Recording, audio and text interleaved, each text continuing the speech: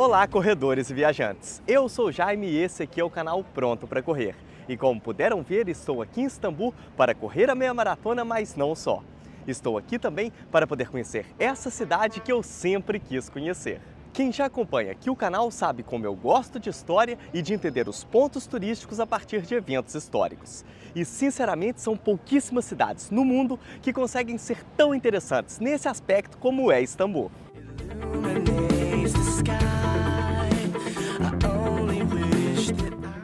Existe uma corrente de pensamento que diz que a geografia determina a história de um lugar. E esse conceito se encaixa como uma luva para entendermos a história de Istambul e principalmente a importância desse lugar aqui para eventos históricos da humanidade. Eu estou aqui no Estreito de Bósforo, que é onde temos a divisão continental entre a Europa e a Ásia. E não só, também entre o Mar Negro ao norte e o Mar de Mármara ao sul, que se liga depois ao Mar Egeu e ao Mar Mediterrâneo.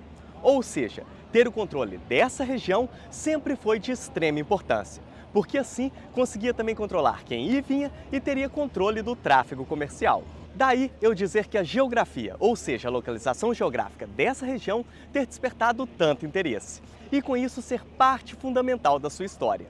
E aqui é história com H maiúsculo mesmo, e pode colocar junto aí negrito e sublinhado.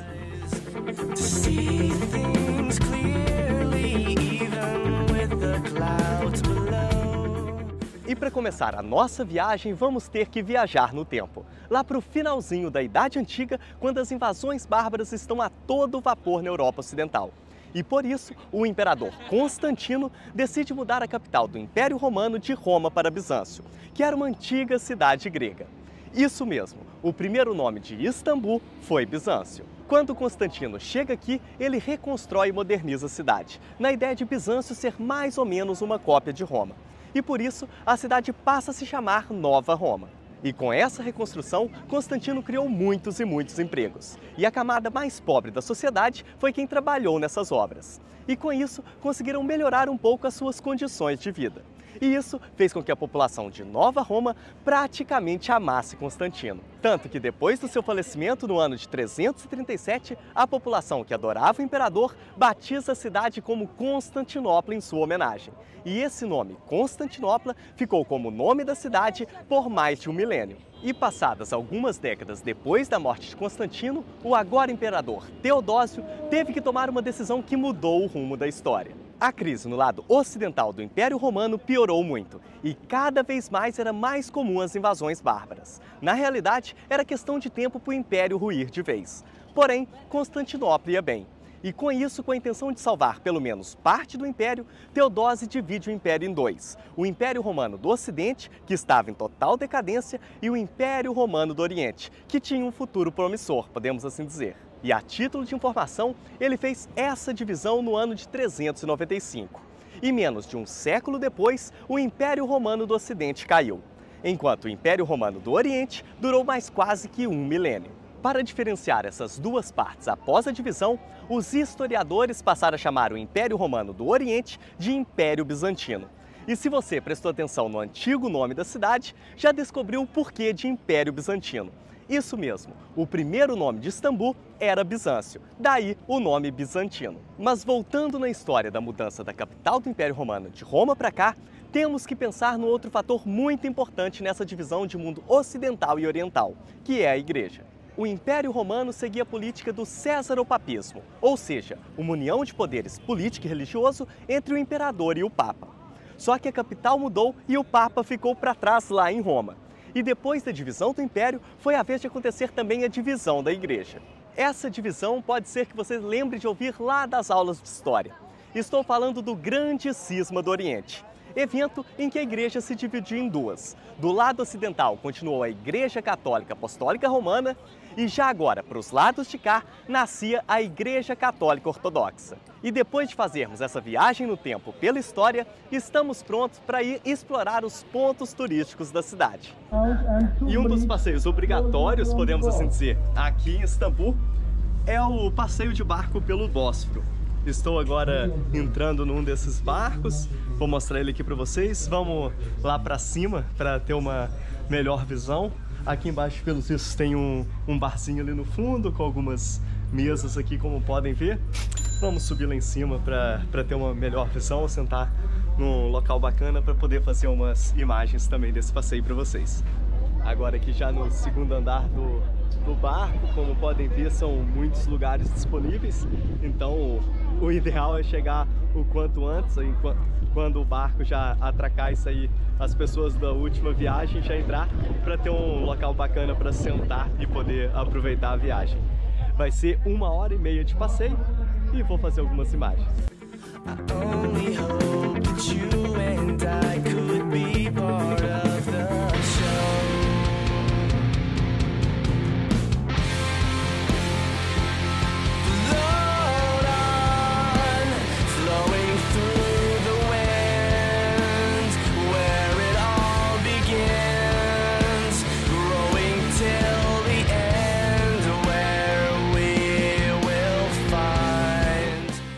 E depois de navegar pelo Bósforo, vamos seguir aqui com o nosso passeio e com a história de Istambul.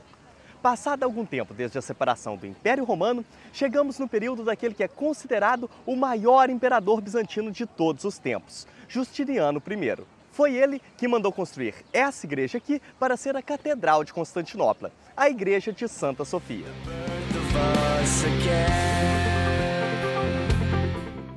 Mas vamos com calma aqui para entender as coisas. Esse nome, Igreja de Santa Sofia, não é porque ela é dedicada a uma santa chamada Sofia. Longe de ser isso. O nome dessa igreja em grego é Hagia Sophia, que significa Sagrada Sabedoria. E por que em grego? Porque grego era o idioma oficial do Império Bizantino, da Igreja Ortodoxa e, claro, de Constantinopla. E o estilo arquitetônico dessa catedral foi algo muito próprio e único. Tanto que depois ele foi copiado por diversas outras construções e ficou conhecido como estilo bizantino.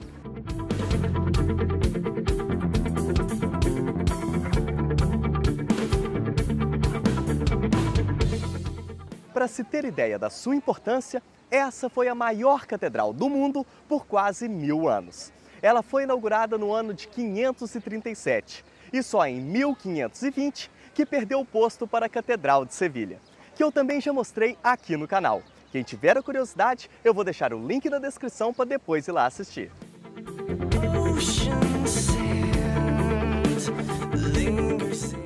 O interessante de se notar aqui é que o estilo bizantino tinha influências óbvias do Ocidente, já que nada mais era do que uma continuidade do Império Romano, mas que trazia também influências do lado oriental, tanto de gregos, persas e árabes.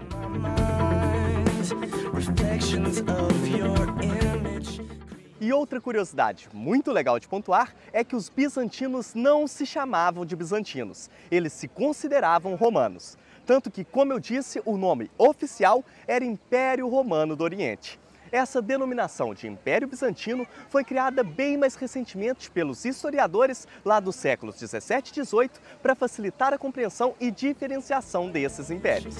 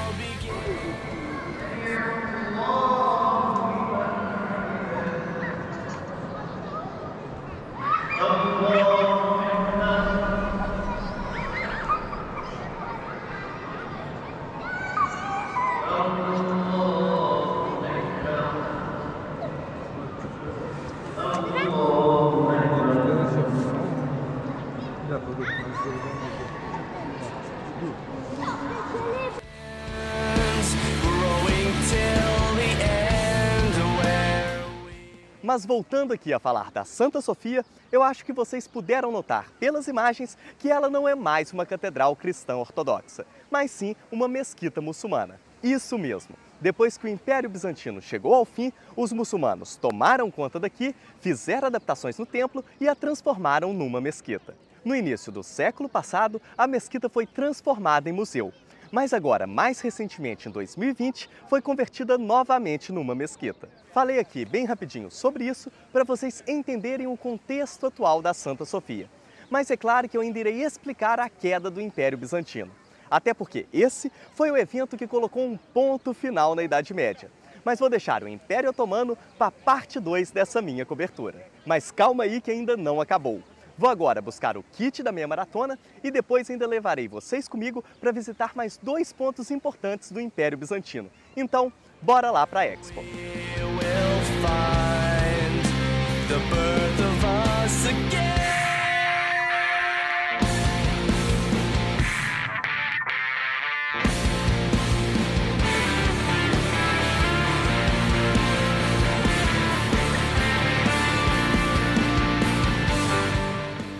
E cheguei aqui no Shopping Canyon, que é onde vou buscar o kit da meia maratona de Istambul. Esse shopping fica um pouco distante ali da área que vai ser a área de largada e chegada da prova e também a área que costuma ficar os hotéis e os pontos turísticos. Vim de metrô, cerca de uns 30, 40 minutos para chegar até aqui e vou lá pegar o kit e mostrar para vocês essa retirada de kit, um pouquinho aqui do que temos aqui. Parece bem pequenininho, não tem nada demais, mas vamos lá conferir. E aqui já estou com o número em mãos. Vamos seguir aqui para pegar a camiseta da prova e o saco também para deixar no guarda-roupa. Eu acho que é por aqui.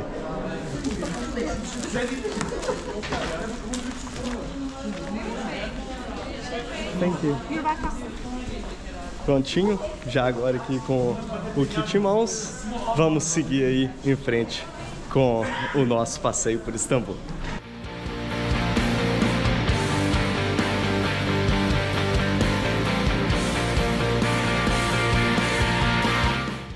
Com o kit da prova em mãos, vamos seguir aqui com o nosso passeio. Lembra que eu falei que Justiniano I foi o maior imperador bizantino? Pois é, porém, por maior, não quer dizer que ele tenha sido o mais querido pela população.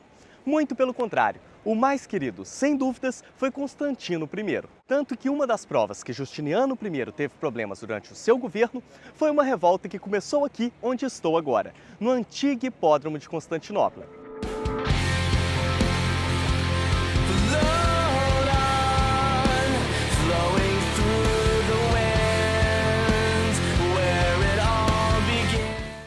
Apesar de hoje não ter sobrado quase nada do antigo hipódromo, era aqui que ficava o centro não só esportivo, como também social de Constantinopla.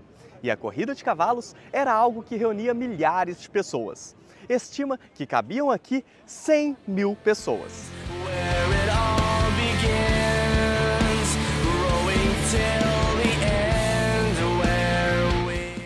Só que depois dos tempos de melhoria das condições econômicas promovidas por Constantino, a população estava passando por uma grande crise, principalmente pela alta carga de impostos cobrada por Justiniano. Por isso, o clima no ar já era de insatisfação, e uma das únicas diversões da população era a corrida de cavalos. E as classes mais baixas tinham um cavalo que eles torciam muito, chamado Nica. Então, um certo dia, no ano de 532, numa dessas corridas, teve um empate entre o Nica e um outro cavalo da equipe de Justiniano. E quando isso acontecia, era o imperador que decidia o vitorioso. E como é óbvio, ele escolheu o cavalo dele. Como já estava o maior climão, o pau quebrou. A população ficou maluca e saíram gritando "Nica, Nica" e quebrando tudo que via pela frente. Nem a igreja de Santa Sofia, que tinha na época, escapou. Eles colocaram fogo nela e não sobrou quase nada. Durante essa revolta, o Justiniano quase que abdicou do trono e fugiu.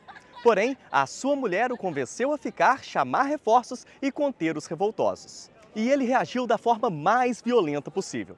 Reuniu o exército, cercou os revoltosos dentro do hipódromo e decapitou um por um.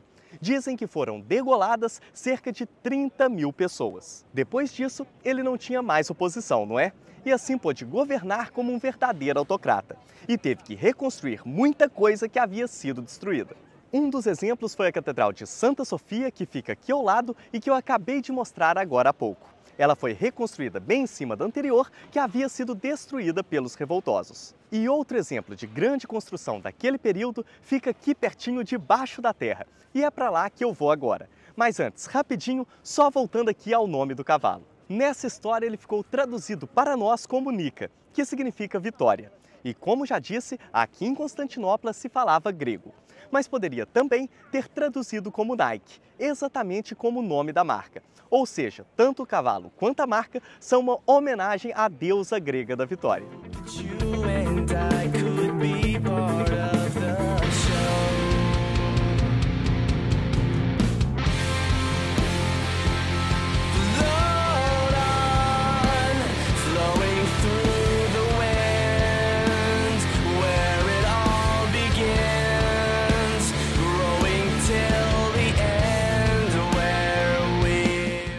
Eu estou agora em outra construção super importante que começou logo após a revolta de Nika. Essa aqui é a Cisterna da Basílica, uma das dezenas de cisternas construídas na época do Império Bizantino.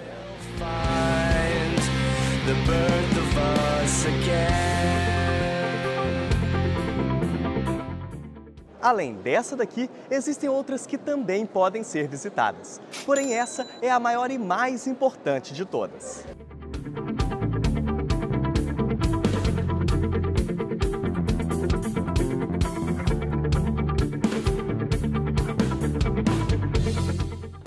Para se ter ideia do tamanho dessa cisterna, ela ocupa uma área de cerca de 10 mil metros quadrados e tem cerca de 8 metros de altura, tendo assim uma capacidade estimada de 80 milhões de litros d'água. E para suportar essa estrutura toda, foram utilizadas aqui 336 colunas romanas que antes pertenciam a templos pagãos.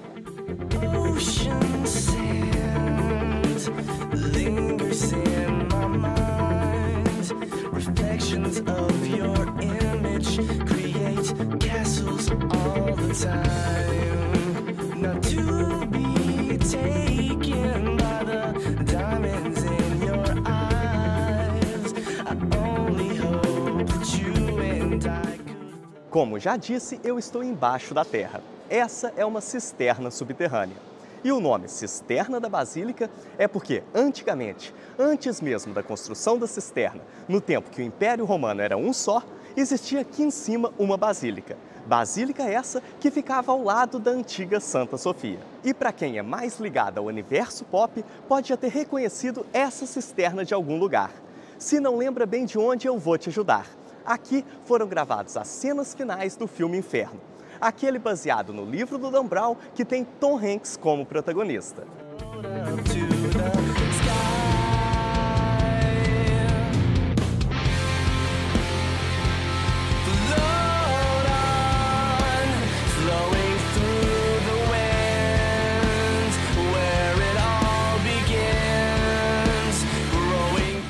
Cheguei aqui no hotel e vamos abrir juntos o kit para a gente ver o que tem nele.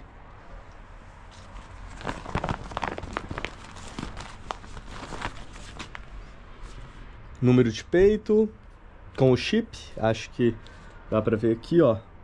O chip acho que é separado.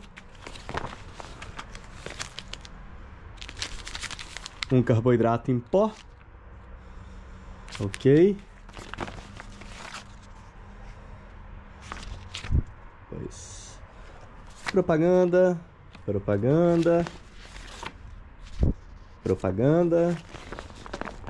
Aqui tá Lipton. Vamos ver o que é isso. Tem um chá. Não, 3 chás. 3 chás aqui diferentes. E a camiseta.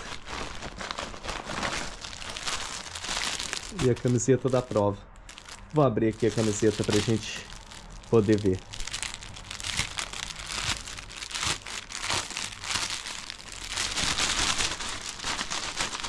Ai. Vem. Deixa eu abrir aqui ela. Ó. Achei bem simples essa camiseta. Vamos ver atrás. Atrás é mais legal. Tá aí Istambul. Meia maratona, os 21 quilômetros. Meia maratona de Istambul. Vamos abrir aqui o número de peito. Deixar esse chá aqui. Abrir esse número de peito só para ver se tem mais alguma coisa aqui dentro.